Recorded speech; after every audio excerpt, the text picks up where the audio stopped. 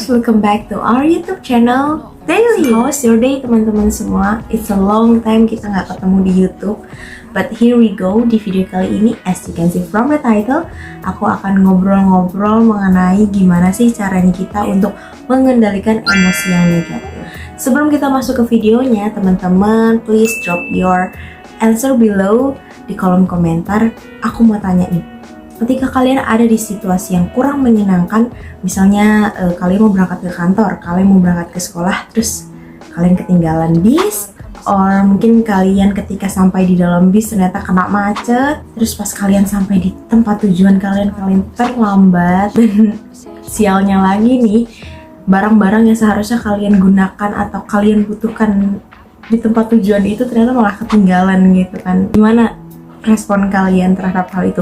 Or mungkin kalian juga, mungkin beberapa dari kalian pernah ngalamin yang namanya ditolak sama gebetan, atau menghadapi nasabah orang-orang yang menurut kalian seharian itu membuat mood kalian berantakan dan menjengkelkan.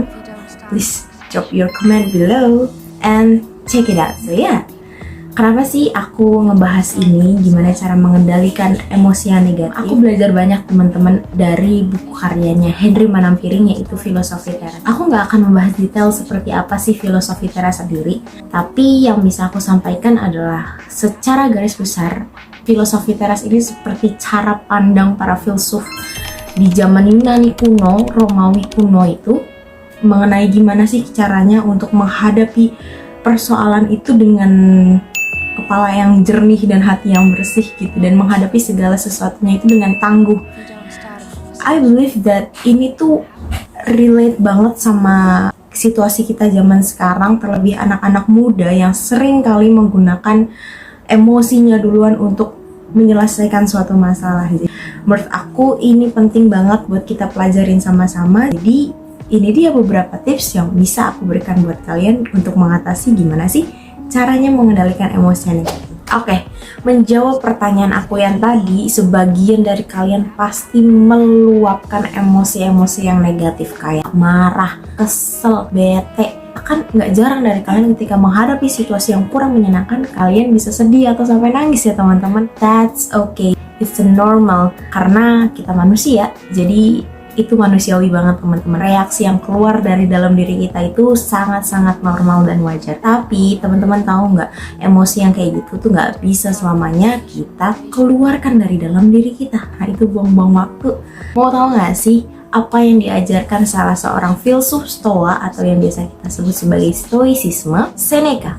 Seneca tuh ngajarin kita, dia bilang kayak gini teman-teman, something are up to us, something are not up to us. Artinya gini, ada sebagian hal yang berada di dalam kendali kita, tapi juga ada beberapa hal yang berada di luar kendali. Setelah kita tahu tentang something are up to us sama something are not up to us itu tadi, kita perlu paham dulu nih teman-teman, kenapa sih kita sering kali melontarkan atau mengeluarkan emosi yang negatif. Banyak banget faktornya. Salah satunya adalah yang pertama, mungkin kita belum benar-benar tahu kalau ternyata ada beberapa hal yang berada di bawah kendali kita dan ada beberapa hal yang berada di luar kendali kita. Kita sering kali berpikir bahwa segala sesuatu itu mungkin terjadi karena diri kita sendiri, sehingga kita sering menyalahkan diri kita. Segala sesuatu itu terjadi karena kesialan orang lain yang menimpa kita dan lain sebagainya. Padahal kalau teman-teman sudah bisa mengkategorikan apa yang ada di bawah kendali kita dan apa yang di luar kendali kita, teman-teman nggak akan mungkin gampang mengeluarkan emosi yang negatif. Teman-teman pasti akan berpikir dengan akal, teman-teman akan menata hati teman-teman untuk mengeluarkan emosi yang sesuai dengan seharusnya, nggak yang dengan marah-marah itu tadi. Yang kedua, kenapa sih kita sering banget melontarkan emosi yang negatif?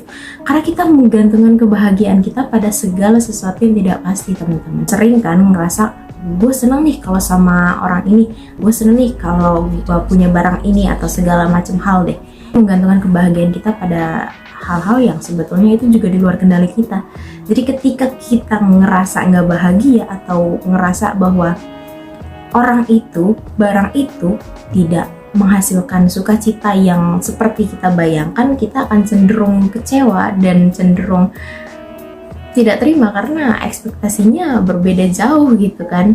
Itu juga merupakan alasan kenapa sih kita sering kali ngerasa kecewa atau ngerasa kesel sama segala sesuatu lagi, karena mungkin kita sering menggantungkan kebahagiaan kita pada sesuatu yang tidak pasti. Terakhir, fokus kita salah nih teman-teman. Termasuk aku juga sih. Kadang ketika dihadapkan dengan suatu masalah, kita cenderung fokus terhadap masalahnya. Kita cenderung fokus untuk melihat lubang donatnya. Padahal fokusnya tuh bukan ke situ sebenarnya. Kalau kita mau membuka pikiran kita, mau menata hati kita pasti akan bisa mencari jalan keluar. Fokusnya harusnya mikirin solusinya nih. Tapi karena kita udah keburu emosi duluan, kita melihatnya masalah yang menimpa kita cenderung terlalu mengumbar emosi-emosi yang nggak karu-karuan itu. Oke, setelah kita sudah memahami betul beberapa alasan kenapa kita sering menunjukkan emosi-emosi yang negatif, masuk ke bagian yang paling penting. Dari tadi kan kita ngebahas nih, ada yang di bawah kendali kita, yang di luar kendali kita. Sebenarnya itu apa sih?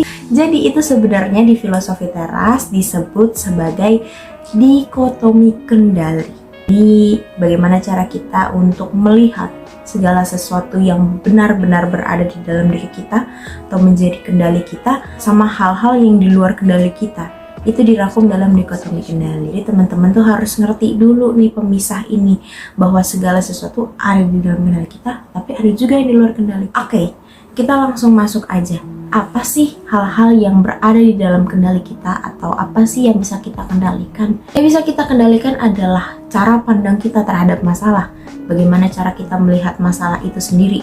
Kemudian persepsi kita terhadap suatu masalah atau opini kita terhadap suatu masalah itu mempengaruhi gimana reaksi kita untuk mengatasi masalah itu sendiri. Kayak yang aku bilang tadi itu teman-teman, ketika kalian mungkin ketinggalan bis, ketinggalan barang-barang berharga, ditolak gebetan, atau mungkin menghadapi orang-orang yang menjegalkan dalam sehari, apa yang bisa kalian lakukan ya? Mengatur persepsi kalian, memberikan opini kalian, terus kalian juga bisa mengatur cara pandang kalian terhadap masalah itu sendiri. Mau kalian mandang masalah itu dengan emosi, ya reaksinya akan menjadi emosi.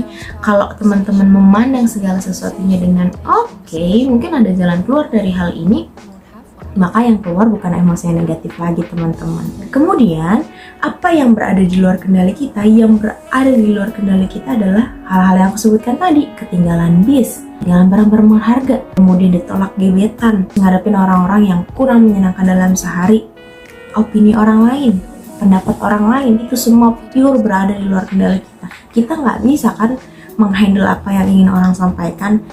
Karena kalau kita fokus atau terlalu fokus sama suatu masalah, kita fokus sama masalahnya, kita malah cenderung nggak bisa mencari jalan keluarnya. Itu kenapa disebut buang-buang waktu, ya karena emang percuma aja. Main sih kalian emosi sama hal-hal yang jelas-jelas itu di luar kendali kalian. Misalnya tolak gebetan, kalian nggak mungkin dong harus marah-marah gitu, karena emang ya itu pure di luar kendali kita. Kita nggak bisa ngatur gebetan kita buat nerima kita atau menolak kita, itu pure dari dalam diri mereka. Jadi yang bisa kita lakukan adalah berpikir, oke, gimana caranya gua untuk mencairkan suasana, mencari jalan keluar yang lain supaya kalian gak kelihatan keki ketika berhadapan dengan gebetan kalian yang jelas-jelas sudah menolak kalian. Tergantung reaksi kalian, tergantung cara pandang kalian, tergantung opini kalian. Again, apa yang bisa kalian kendalikan, just focus on it teman-teman. Hal itu sangat mempengaruhi kalian untuk menunjukkan emosi yang keluar. Ketika kalian memandang segala sesuatunya secara baik, menganggap segala sesuatunya itu baik, maka yang terjadi adalah hal yang baik. Tapi ketika kalian menghadapi segala sesuatu dan memandang hal itu sebagai sesuatu yang buruk, maka yang terjadi adalah segala sesuatu yang buruk. Kalian benar-benar menciptakan hari yang buruk bagi diri kalian sendiri. Jadi, apa sih tipsnya? Kalian harus fokus terhadap gimana penyelesaian masalahnya. Kalian fokus sama sesuatu yang bisa kalian kendalikan dalam diri kalian sendiri, dan mengesampingkan segala sesuatu yang sebenarnya di luar kendali kalian, yang kalian rasa itu buang-buang waktu kalau bikin terus-terusan. Kayak misal kalian ketinggalan kereta, kalian ketinggalan barang-barang berharga. Kalau kalian cuma ngomel-ngomel kan itu nggak menyelesaikan gitu kan. Nggak mungkin tiba-tiba keretanya mundur lagi, atau mungkin barang-barangnya tiba-tiba datang di depan kalian gitu. Kalian pikirkan dengan baik-baik. Oke, nggak apa-apa ketinggalan, mungkin emang keteledoran, besok-besok nggak boleh kayak gini lagi. Terus gimana caranya? Mungkin bisa telepon orang rumah dulu kalau misalnya barang-barangnya ketinggalan, atau kalau sempet juga mungkin bisa pinjam punya temennya atau punya orang-orang di sekitarnya gitu. Terus kalau ketinggalan kereta, oke, mungkin nanti keretanya datang lagi di jam-jam yang lainnya gitu. Jadi gue bisa makan dulu, atau banyak hal-hal positif yang bisa kalian perhatikan dan kalian lakukan gitu. Instead of kalian harus marah-marah, kenapa nggak kalian manfaatin waktu yang ada untuk bersenang-senang dan mencari hal yang menyenangkan, bukan? So, fokusnya atau cara pandangnya diubah dulu ya teman-teman. Ingat, jangan lihat lubang donatnya, kalian lihat donatnya aja. Jadi kalian nggak gampang kesel, kalian nggak gampang emosi secara nggak masuk akal kayak gitu tadi kan. So that's it for today. Thank you so much for watching this video. Jangan lupa share video ini sebanyak-banyaknya ke teman-teman kalian dan komen di bawah. Kira-kira kita harus bikin video apa lagi sih yang bermanfaat buat kalian dan buat sekitar kita tentunya. So sampai jumpa di video selanjutnya. Bye.